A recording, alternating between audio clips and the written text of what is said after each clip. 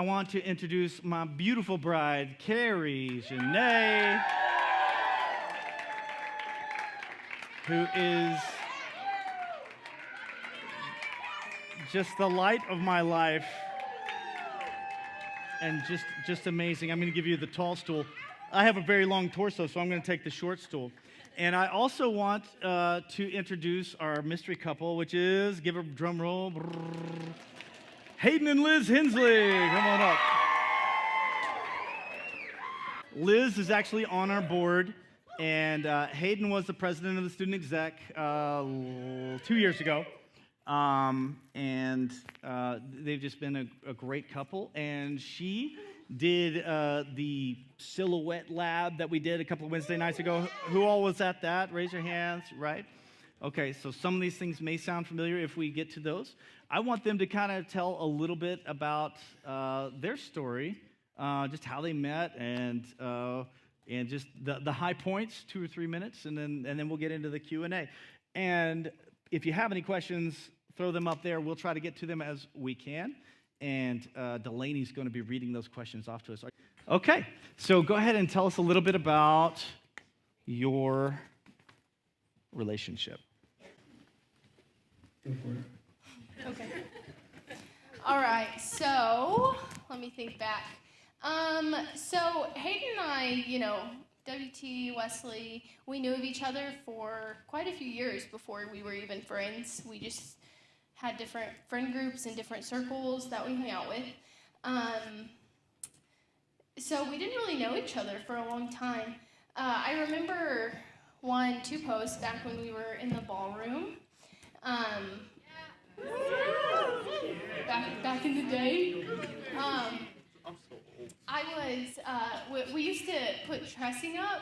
Like, anyone remember that? Anybody? Pipe and drape. Yeah, okay. Yeah. So every week we would set it up, and every week I was getting ready for guest care stuff, and I would be back behind the curtain, or I would just go behind there to, breathe before it all got started, And every week I would see Hayden walk back there.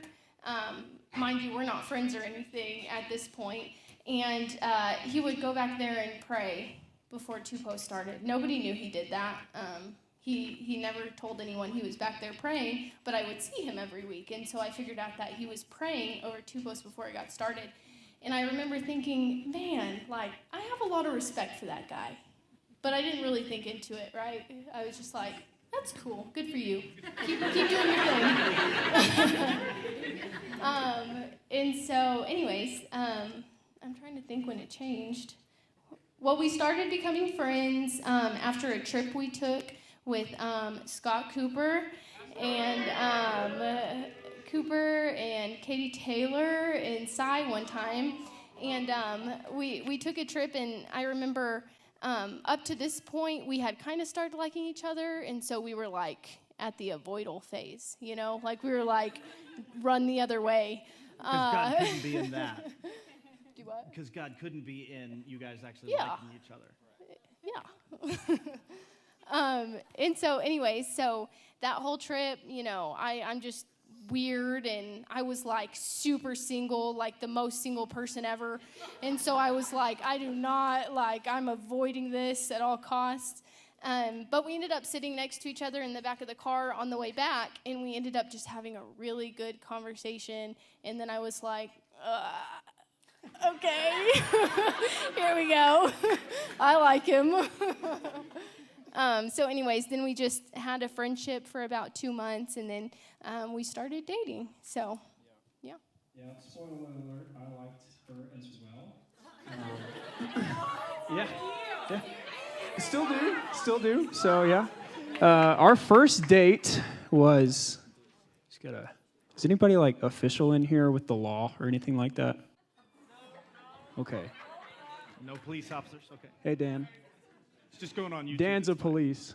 Yes, we do have a police officer. He's a police. But he's from Fort Worth. Yeah, this is not his jurisdiction. WTPD. So our first date was at Canberra Stadium. We hopped the fence and went onto the field, and we 2-stepped on the field, and we looked at the stars. It was super cool. I also just want to say that do the that. fence has barbed wire, and Hayden's leg was dripping with blood Yeah. by the time I cut myself after just a little bit. After we hopped the fence. And so we went out another way, and we found out that the gate was just open on the other side. So we could have done that. But I found out that Liz, she really likes chocolate. Anybody chocolate fans out there? Yeah? And so what I did before the date is I put a Dove chocolate bar in my hood so that when we were dancing and she was like, oh, what's this back here? And I was like, oh, you talking about this chocolate bar? I didn't find it. He had to tell me about Yeah, it. it didn't go down like that. I was Feel like, this hump on my back. Here. I was like, what's going on with my hood, I bet? And it wasn't as smooth, but still worked out. Captured at that moment. Our next date, we trespassed on some property out east of town. Learn from us. This is This a is no-go. fun. Learn from our mistakes. We went to like a cliff out east of town and like watched the sunset. It was super cool. And then our third date, we kind of tailed somebody into Paladuro to go night hiking down there. So What is wrong with you? started off. All of our other dates have been legal, Yeah. though. So Yeah. know all of we this. repented. I've gone on some lame dates, and I was like, you know what? That's enough. I'm gonna break the law. That's the only way you can have a good date. Anyways, we dated Kind for of. a while. We knew pretty much before we started dating that we wanted to marry each other. And then, then we got engaged and got married. Yeah, I asked her to marry me over at the Panhandle Plains Museum, over at those old cabins. All right. I guess I figured out who owned them and asked him, and he let us in. And AJ took pictures for us. We took our pictures there. We took our engagement pictures at Waffle House. Yeah! Waffle House. Come on, a special Waffle Home. Waffle It's a Home. special place. Waffle special Home. place in my heart. And then we got married at the height of COVID, and that was awesome. Like Yeah, when it's We had to uninvite everyone to our wedding. we invited them, and then we were like, just kidding, don't come. Yeah, I was like, sorry, Grandma, you can't come watch me. We get love you, married. but Sorry. we have 10 bridesmaids and 10 Yeah. virgins, so No, we just grandma doesn't make the cut. opposed Grandma to her face, and that's just our relationship has been fractured ever since. So. That's not true. It's not true. That didn't actually you- happen. I'm Crazy just kid. kidding. All right, that's awesome. Okay, so that's Liz and Hayden. Let's get down to business. Let's see what the Huns. Okay. I don't Yes. know how close is this? Yeah. Okay. Yep. Just like that. There you go. okay. If you need to. We're gonna there you start off with some more lighthearted ones. Okay. And then get into the heavier stuff. So go. Let's do it. first one: how do you choose your wise wingman? That's a good one.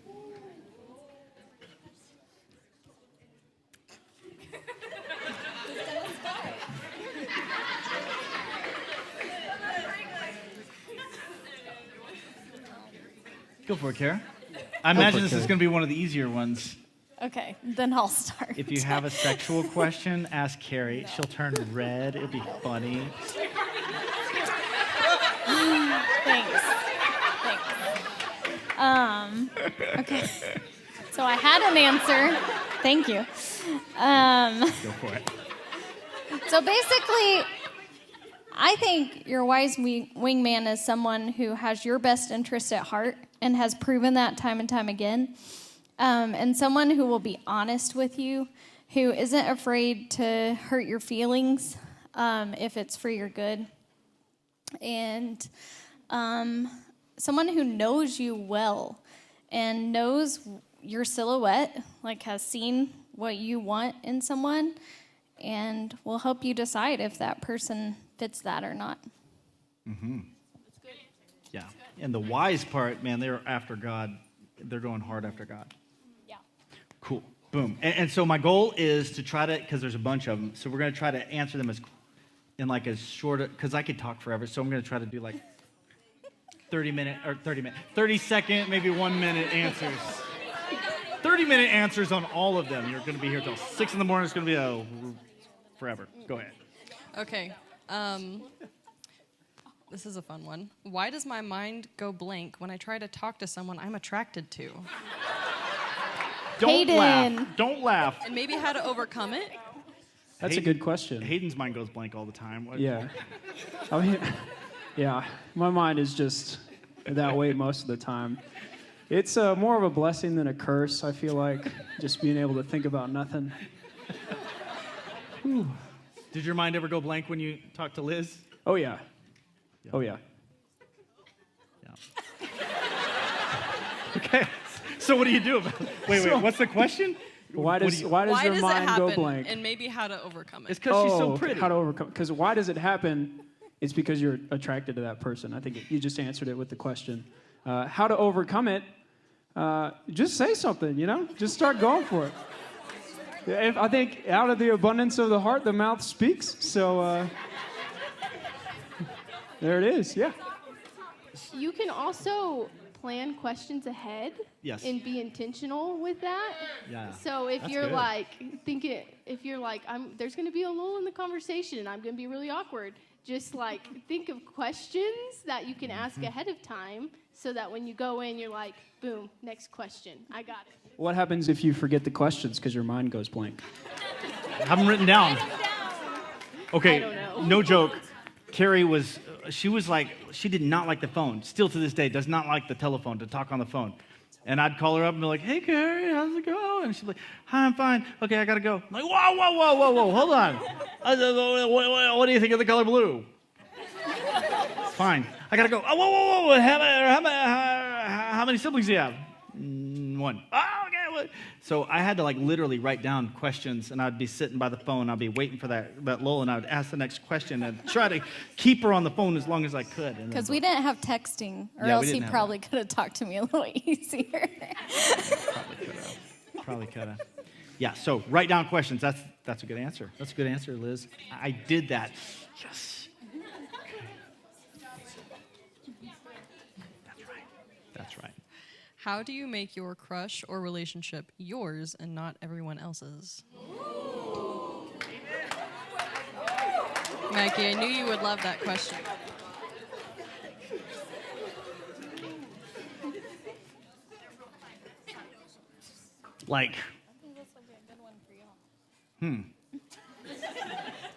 I'll speak to this one. I think it's the same as you individually. If you're constantly comparing to other people, you're always going to be like, I got to fix this. And I think it's the same for a relationship. But I also want to say, if those are good relationships that you're looking up to, I don't see that as necessarily a bad thing. What do y'all think? What do you mean?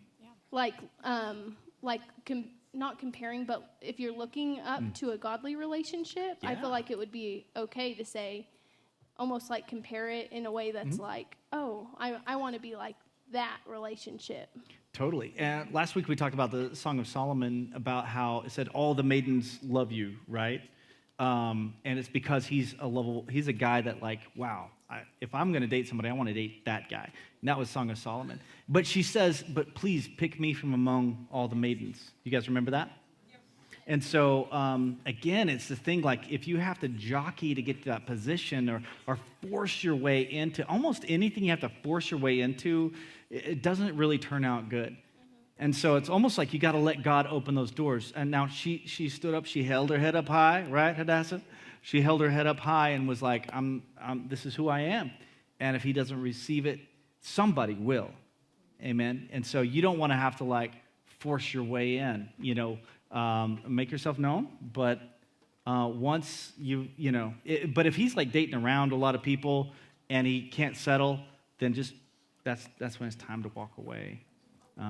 Give him a little time to figure it out. But if he can't figure it out, it's time, or she, it's fine to walk away. I'm wondering if this is in reference to when people want you to date and they kind of are in your business. I believe that's... Is that what we're talking about? Oh, okay, that's a totally different question. Okay, I was thinking how do I make him my crush, no one else's crush? You know what I mean? I want to get him No, to that's be a my different man. question, Mikey. We'll get there. Oh, that is a question. We'll get there. Well, I just answered it, so there. I feel like to answer this question, you'd have to speak to those other people and just be like, hey, get out of their business. All right? This isn't an answer for the people who are dating. They're figuring that out on their own. this is an answer for the people around them to maybe quit pressuring them, maybe quit asking them all these different questions. Just give them some space, all right? Maybe. Does that sound good? Yeah? Okay. Okay, pumpkin? Okay, pumpkin? Yeah. Yeah, you guys had a relationship in the Wesley when you were highly involved in the Wesley and deep in community. How did you guys kind of, make it your own and maybe not let those things affect you, or did you?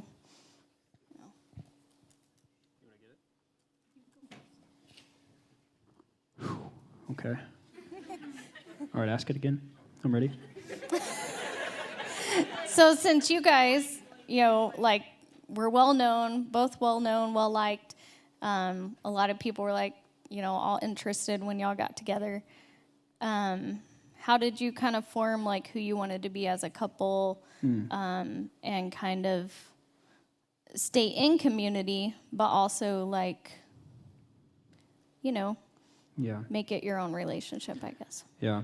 I think for me, and I don't know if this answers the question or not, but in my life, when I was dating Liz just a few short years ago, I made it a point to listen to the wise people that I knew in my life. So the people that were those wise wingmans, people like Ben Allen, Ryan Cox, Tanner Banana back there. People like that, I could let speak into my life because I had trust with them. Yeah. And they had that trust with me. People who weren't that for me and would still, try and speak into my life. I don't know if this is just easy for me, but I just ignored, I don't have to take their advice. Thank you. Yeah, thank you. That's good. Duly Yeah. noted. Yeah, and then you just kind of move on. So that was just me. I don't know if anybody else finds that, but I think that's good. Yeah. I do think there's something fun about dating in the community. I know it sounds weird to say it that way, but Cari and I weren't allowed to go out. We were too young, so we couldn't go out by ourselves. And so one of the greatest things that ever happened is we were a part of our youth group, and we would date, but we'd go out with the whole youth group going bowling, and we had the time of our lives. I think it's kind of fun letting people be a part of being excited for you and loving you guys being together and really rallying behind you. And when you would get engaged, they're a part of it because they're a part of the community. That's what groomsmen and bridesmaids are, the people that were the closest to you that celebrate with you. So of course they're a part of the community. They're a part of it. It is a communal thing. I was just listening to a podcast yesterday called, the lady who wrote the book, Get Out of Your Head. Anybody read that book? Yeah? And she wrote this other book called Find Your People, and it's about community and how community can be messy. But community, only in the last, since the Industrial Revolution, do we live outside of a 200-mile radius from where we were born. Before that, in history, people lived within 200 miles. They lived in community, and community is a part of that. So community is also a part of, your relationships. You want people cheering for you. Mm-hmm. You want people on your side, and your wise wingmen and wingwomen kind of, they become your groomsmen and bridesmaids. Sorry, we spent too long on that one. Go ahead. How do you know if someone is the one? Everybody moaned, you don't. Is that right? If you marry them. That's how you know. Oh, Cari. Speak to that. Speak to that. Because this is so important. I know where you're going with this because we're like a hive mind. When you've been married 20 years, you become a hive mind. I'll have a conversation with somebody, and they're I just talked to your wife, and she told me that exact same thing. Did you guys talk? It's no, I didn't even see her today.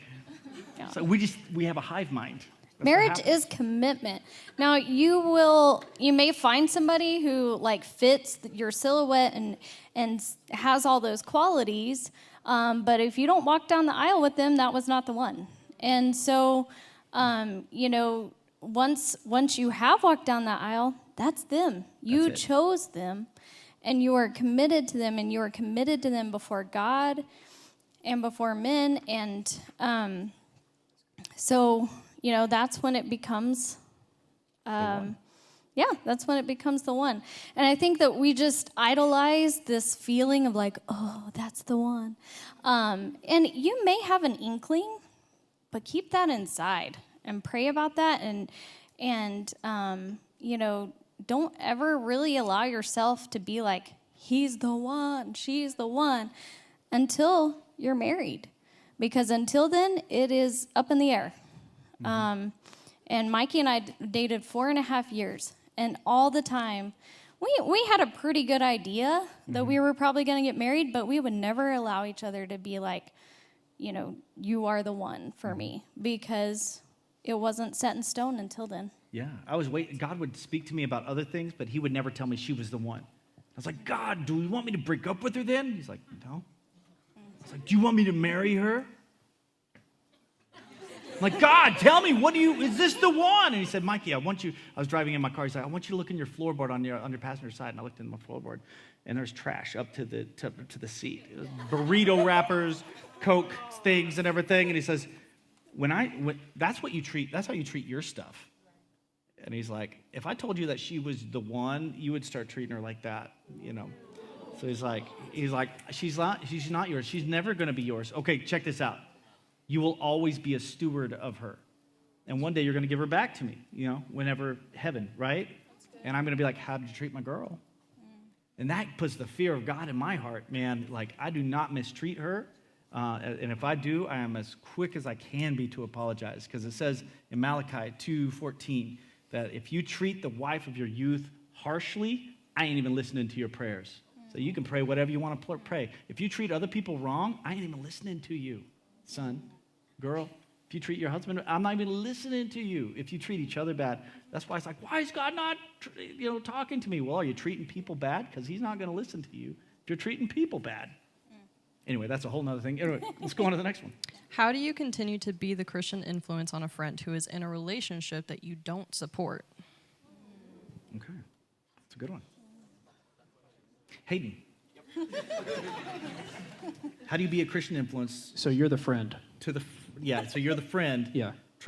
You're the friend trying to be a friend to me, even though I'm in a relationship with somebody that's not God honoring.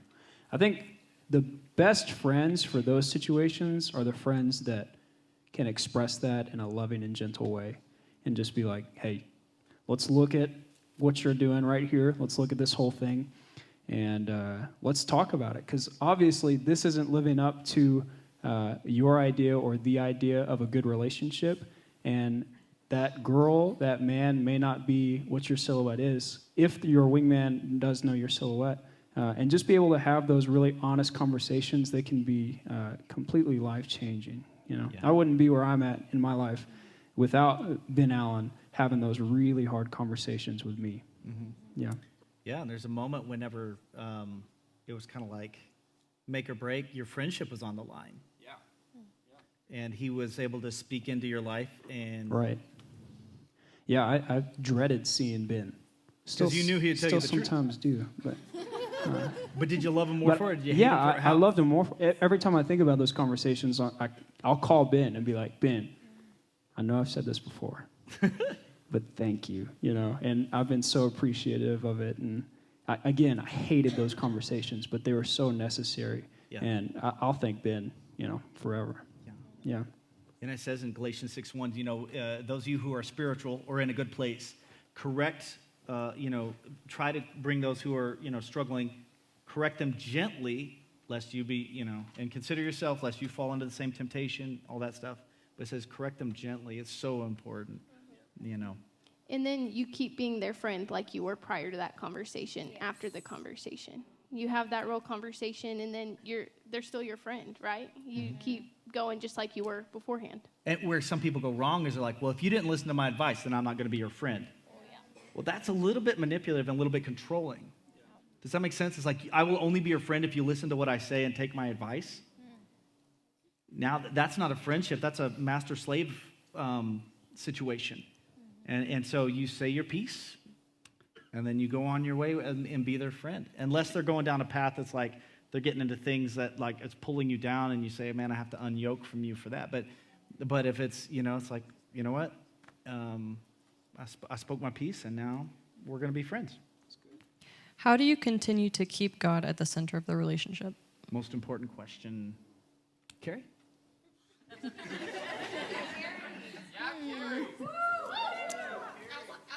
I think by keeping your personal relationship with God a priority.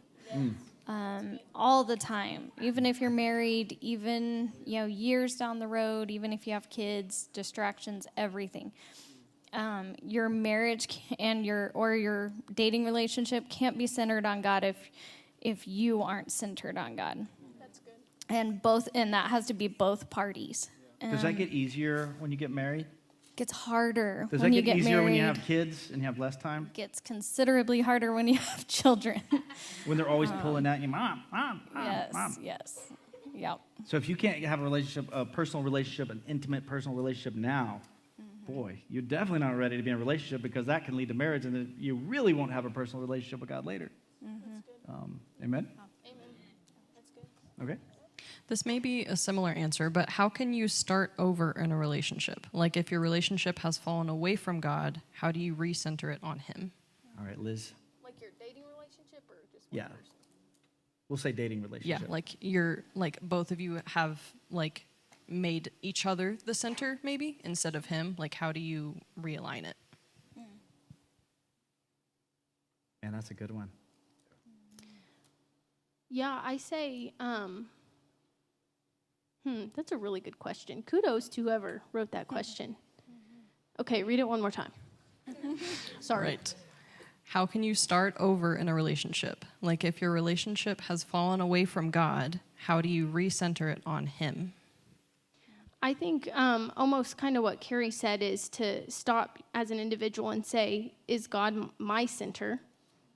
Because when you're dating, you're not one yet. Like you're not one. So like you should still have the same friends surrounding you to help you in your walk. I'm getting a little off track here, but like if you're dating someone, that's not your accountability partner, right?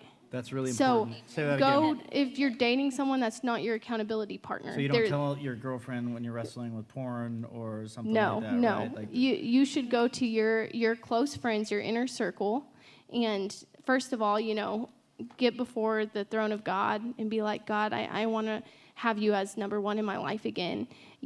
Confess or talk to one of your girlfriends, or if you're a guy, your guy friends, and then hopefully you can come back together and say, okay, like God's going to be at the center. what about people who say, God's the center, but nothing they do seems like it's God's the center? Like, how do you know what do you do with that? Like, because we say, how do you get him back in the center? And you say, oh, yeah, he's totally in the center. But Yeah. how do you tell? Yeah, a quote that I heard at the apologetics thing that they had at the church just this past week said that a lot of people, they say that their priority is God, then family, or God, then whatever, like God is first. But then he asked the question, if you switch those two things, would anybody's life look any different? And I was like, whoo, dang. Like if your life doesn't change, if you switch your priorities, that obviously wasn't your priority.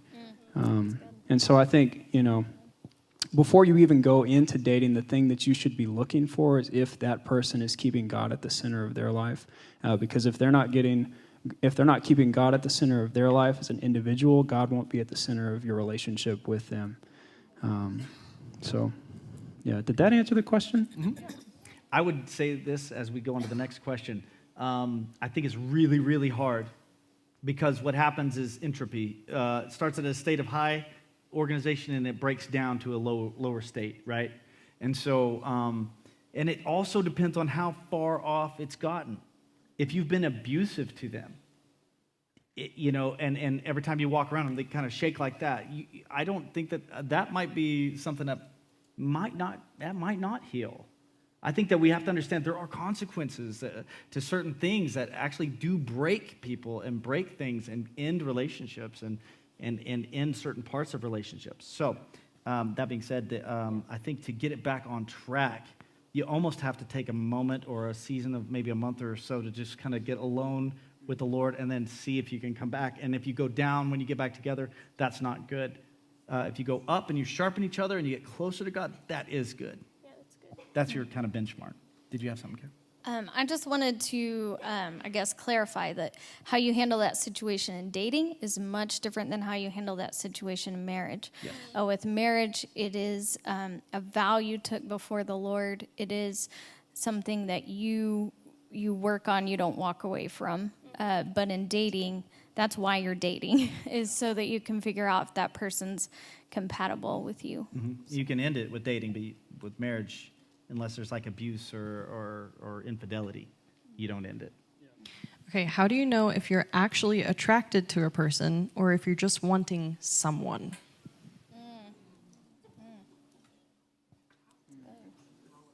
Who wants to answer? I'm trying to think of the word for it. There's attraction, and then there's the infatuation, I think. And I think if you are really intentional in your prayer time, God will allow you to be really intentional in that discernment time where you're like, God, are these feelings just infatuation, or are they genuinely attraction? And I believe that the Lord will show you that if you're seeking after that answer. And I think that a good key is to ask God, okay, God, am I doing this out of infatuation, or am I doing this out of... And only time will tell, right? It's like, you might be like, oh, yeah, that's totally it. But it's like, okay, let's give it some time. Let's see if I still feel that way, 3 or 4 weeks. And I ask myself, okay, God, check my heart. See if there's any wicked way in me. See if there's something out of alignment. See if there's a motive that's not right. And I keep putting it up to you. And if it's still there, then go for it. Yeah. And attraction is good. It doesn't mean that you'll land the relationship, but it does mean, you're attracted to the person. Yeah, I think a sign of infatuation is if that person that you're attracted to, you feel like you're attracted to, is taking your attention away from God, and you stop running after God and you're thinking about her all the time or thinking about him all the time. That could probably be a sign of infatuation, and you need to check your heart. Sure. What should you do if it seems like the other person in the relationship doesn't care as much about you as you care about them? Okay. I wonder why it would seem that way. I guess there's a lot of benchmarks there. Because we all express love a little bit different. So you got like a non-communicative male, might be totally in love with you, but he just like a caveman, doesn't say much. And then she's like, oh, you never hold my hand. He's like, oh, am I supposed to do that? Okay.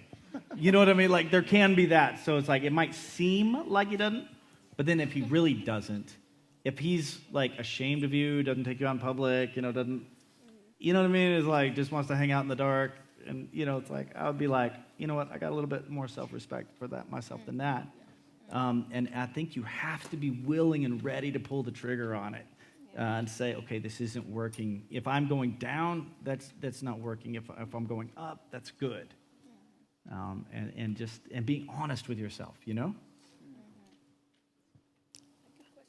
Okay, so we'll do like 5 more minutes. We got like... A bunch? We yeah. got a whole bunch? Yeah. Well, we can't get to all of them. What are the best ones? You get Okay. to choose. She gets to be our filterer. Okay. We can Like do a 7 minutes. important We'll one. do 7 minutes. So.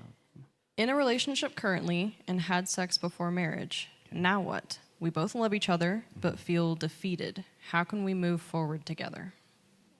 Great question. Yeah. Liz, what do you think? All right. Okay. I'm guessing it's together, not like had sex like with somebody a long time ago. Oh, She yeah. had sex a long time ago, but the two of them, I'm guessing. Yes. Man, I think it just comes to repentance. Like you individually, that's when you go confess to your accountability person who's not each other, right? And you go and you repent before the Lord, and you don't have sex again until you get married, is what I would say. Sure. Yeah. And you have to both be equally committed to that process. Mikey and I were talking just today. I mean, we've done college ministry for 20 years, and we could only list one couple who came back from that situation and was able to stay pure until their wedding day. Put it back in the box. Yeah, The tent because back in it's difficult. but you have to be committed to getting extreme accountability and realizing that your flesh is stronger than your spirit at the moment, and building up your spirit to be stronger than your flesh, and not putting yourself in compromising situations. But you, like I said, it has to be both of you being equally committed to that process for it to even try to work. Mm-hmm. I was working for the city one summer, and I was mowing, and I burnt my arms so bad that, man, they were like damaged, and I had to cake it, all the stuff on there white, wear long sleeves, and I was like, oh my gosh. And even to this day, if I get out into the sun, it'll start hurting pretty quick because I burnt it real bad. Where was I going with that? There was a reason for that. Okay, so that's what I was saying. It's like sometimes I have to wear long sleeves because something I did back then made me sensitive to something even to this day. Like I said, there's consequences. It broke me in a way. It burnt me so that now my skin is hypersensitive right here. And so I have to really put sunscreen on there. So what I mean by that is, in your dating relationship, you might be like, oh man, they get to go and hang out and, blah, blah, blah. But if we do that, we get tempted. So I can't even do that. Are you telling me I should have more, more covering, more sunscreen, more limitations? It's if you want the relationship to live, yes, and it feels childish. It's do I need supervision as an adult? Yeah, man. In the Jewish culture, when they get engaged, they would actually, the dad would send the son away to a faraway land, to prepare a place for her, because they knew that just made it so much more. So supervision is really actually pretty good. Unsupervised, it's but I'm an adult, I don't need supervision. It's well, then you're an idiot. Yes, you do. You can't fight the ocean, man. It's stronger than you. You can't beat it. What should I do if I feel there are multiple good options to choose from when looking for someone to take on a date? Oh. Date them all. See, Monday at 3, Monday at 5, Monday at 8, Tuesday at... Listen, level 1 dates. They don't need to know. So, actually, Mikey's parents went to a Christian college, and they talk about how that, all of them kind of went on dates with each other until they found out who they wanted to land with, I don't think it's a bad thing. It's like speed dating. You're nope, yep, nope, maybe. Okay, let's come back around to that one. Nope. Oh, yeah, you know what, that one? Yeah, let's do that. But that's level 1 dating, right? Once you start getting into level 2, now, Z, I know you don't agree, but listen, it just is what it is. Why do you always Because you were talking. You were saying no. And I'm pointing on you because you were saying no. So I'll argue with you. But in a practical sense, if you don't have enough money to take everyone out on a date, just hang around till they ask you, and then they gotta pay. Get to know them better. I'm joking. Hang out in group situations to where you can get to know them better and see which one stands out. Which one stands out. Yeah. I think, first, if you've got a lot of options, I guess good for you. Way to go. If you're an ugly guy like Hayden, you don't got a lot of options. No, I'm joking. But also, I think, and we spoke about this a little bit at the Silhouette Lab, but friendship is so important, and I think that this world is really losing the value of friendship. Yeah. And just being able to be friends with somebody, not going on dates officially or officially in a relationship, but getting to know somebody as a friend. Hopefully when you do start dating that person, they will still be that friend through dating. They'll still be that friend during engagement and even through marriage. Liz is my best friend, and she's been that way since we've been dating. Right. And so, yeah, I think that's the best thing that I would say to that is, don't undervalue friendship when it comes to talking with people. Yeah, I wouldn't say you would want to date anybody that wasn't your, best friend. That would really suck. Unless he was a dude, then you don't want to. I mean, next question. Okay, the first and second date seems like it's to get to know the person better. But what if you've already known them for a while and you know them pretty well?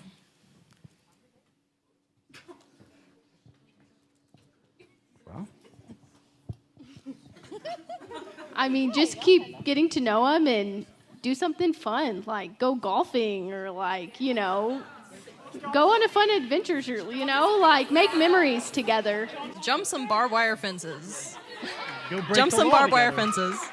Nothing illegal. Nothing Break the law. illegal. I think that's when it's okay to be like, hey, would you want to be my girlfriend? Why not? Okay, how do you end a relationship that isn't godly without hurting the other person's walk with Christ? Okay, this one's really important. A lot of times we think that we are the Savior. We got a Savior complex.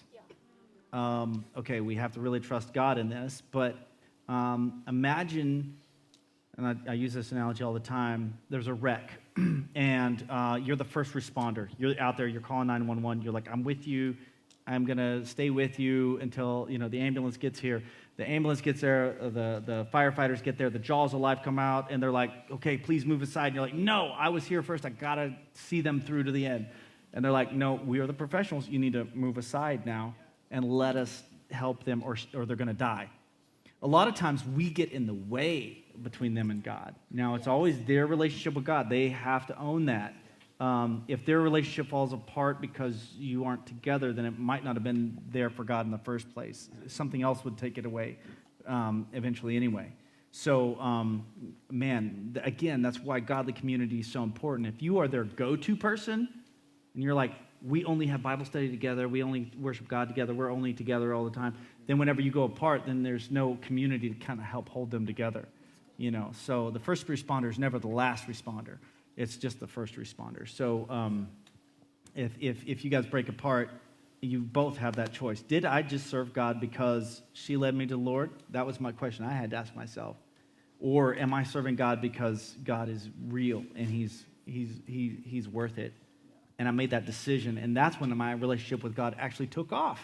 And before, she was almost like a lid that was holding me down. Not Cari, but my former girlfriend was holding me down. I couldn't get close to God because it was like we were just in this enmeshed, like, sexual relationship kind of thing. It was horrible.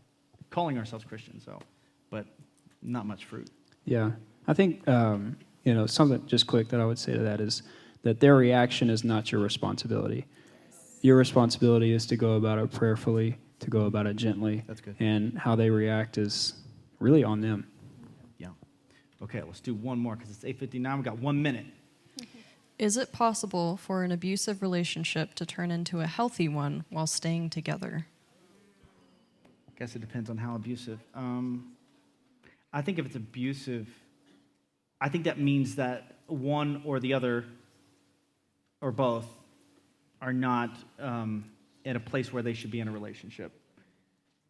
Because if it's abusive, that means that you've picked up coping mechanisms, you picked up domination things and control issues. And really, you need to get down to figure out who you are as a person. Even I go to a guy named Wib Newton, family counseling in Amarillo, and every now and then I go to counseling just to figure out what are those cognitive misalignments that I need to figure out, or control issues or whatever. But you're talking about abuse. That's a hyper thing. That's like gaslighting. And that's like shaming and controlling and like isolating them from their family and their friends and all the things that was on that on that paper that I just gave you guys. And if that's the thing, I would highly suggest getting healthy separate. And then, if after time, and that takes some hard work, stopping doing those things when you've been doing them your whole life, because you got a reaction out of it. When you controlled somebody and you got a reaction out of it and you just start doing it on accident, and you don't even know you're doing it anymore, that needs some cognitive reframing. That really needs some serious counseling to get you to stop doing that so you can be healthy and so you can help other people. I think that's my 2 cents. Anything you guys want to add to that? That was a good answer. Okay. I almost want to say no. Mm-hmm. Like, I guess I don't want to say it's impossible because God, but I want to say, Like, no. Let's like, be realistic. No. Like, Yeah. probably not. Right. Probably not for sure. Agreed. Okay. Yeah. Yeah. Okay. Let's give it up for Liz and Hayden and Cari. They did a good job of Delaney for asking the questions.